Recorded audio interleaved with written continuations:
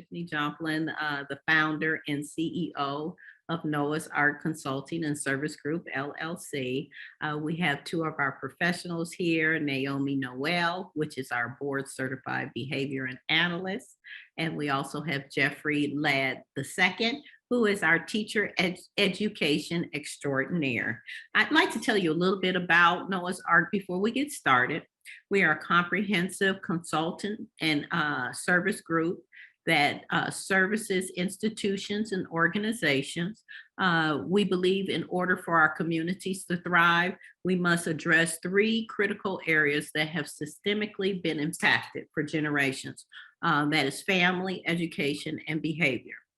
Our vision is that our partners, participants, are successful at school, work, and home, and that these skills are maintained and generalized across all aspects of their lives, and so that our communities will become regenerated and become socially, economically, and academically successful all over again. I'd like to welcome Naomi first.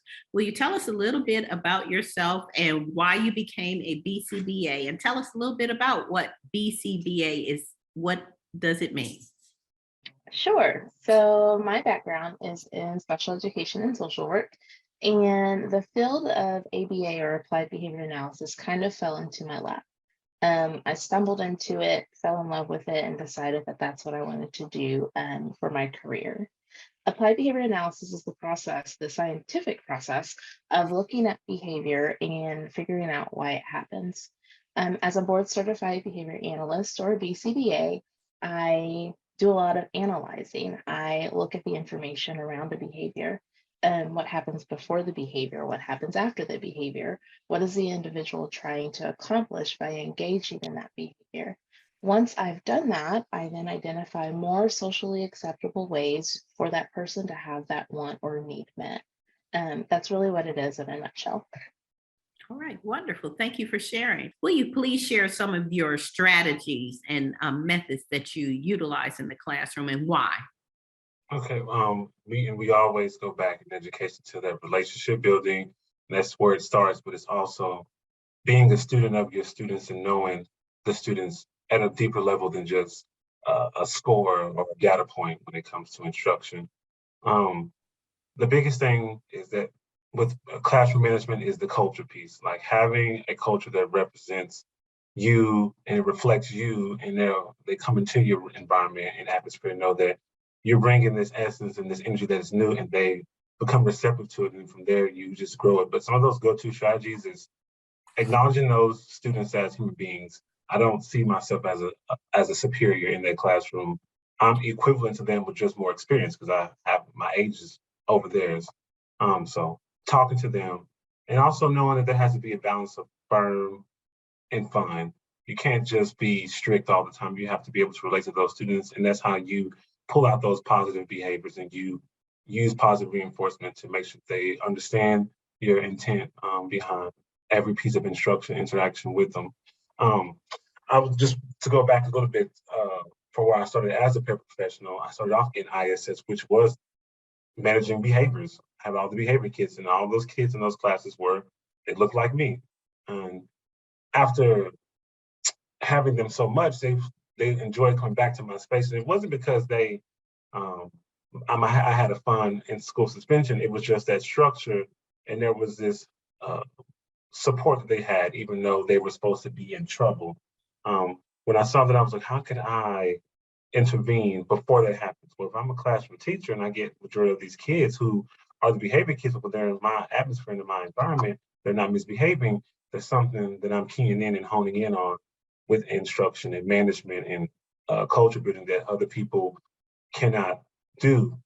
So there can be a way that I could service more teachers and show them strategies as a classroom teacher who taught in all different demographics and parts of Arkansas to know that I've been in this area, behavior was this way, trauma was this way. In this area, behavior this way, trauma this way. Also in this area, behavior this way, not so much trauma, but for the students who look like me, there's still a repeated pattern, and it all goes back to the systemic oppression of what we had to endure and what we still are enduring. I hear you say the term PBS or positive behavior support. Mhm. Naomi, can you talk a little bit about positive behavior support? I know that's an ABA strategy, right? It is actually a strategy that's found within ABA as well as within the education setting. From a behavior analyst standpoint, it is, again, taking that information and analyzing it and determining why it happens. Once I know why it happens, I can work on changing it, but I'm also offering that student or that learner or that individual the opportunity to contact reinforcement or something that they want before they engage in that behavior so that there are better outcomes for everyone involved. I appreciate that. I wanted to share that, at this time, Naomi is my supervisor as an RBT, which is a registered behavior technician. And I have 2 more classes to complete before getting my behavior analyst certificate that will lead me to getting my 1500 credit. I mean, my 1500 working hours. Is that right, Field Naomi? work hours. Okay. And then I can sit for the board certified behavior analyst exam. I'd like you to share a little bit with us what he would have to do and to become a BCBA or Yeah, board the first certified step. behavior analysis. Okay. Assuming that I'm knowing that Tiffany does, and then I believe Jeffrey, you do as well, have a graduate degree already, it would Mhm. be a matter of obtaining a graduate certificate with an emphasis in applied behavior analysis. Some of those certificates have an educational kind of methodology, and others of them have a psychology methodology. However, the end result is the same. You're getting that experience, that book work, if you will, in applied behavior analysis. Once that graduate certificate is obtained, or while you are working on that graduate certificate, you do have to accrue between 1,500 and 2,000 fieldwork hours. The settings that those hours can be accrued in definitely varies. I did mine in an ABA clinic with kids who are on the autism spectrum. I know that other people have done them in the classroom setting. Some people do them in the business setting. Some people do them in the hospital setting. It really just depends on what your focus and passion is. Once those hours are accrued, as Tiffany mentioned, you are able to apply to sit for the exam, and then it's a matter of just taking that exam and passing it. And for the to receive the graduate certificate, is that a traditional like 4-year university, or is it a specialized school? A lot of the four-year universities offer the certificate. It is not another degree. It is a certificate, usually Yeah. between 18 and 24 credit hours. Okay. And here we have Arkansas State University does have a big online program for a lot of graduate degrees and certificates. So I can definitely start there. And I saw that Naomi got hers from, is it Capella and one more other university? Yes, so I currently hold 2 graduate degrees. I have a Master's of Arts in Human Services from what was then the University of the Rockies, but is now, I believe, part of Ashford University. And then my psychology degree was from Capella. And I did actually both of those degrees online 100%. So that's what I was going to suggest to you that you can. I got mine's from mine's is University of Cincinnati, and I wasn't in Cincinnati. I was online.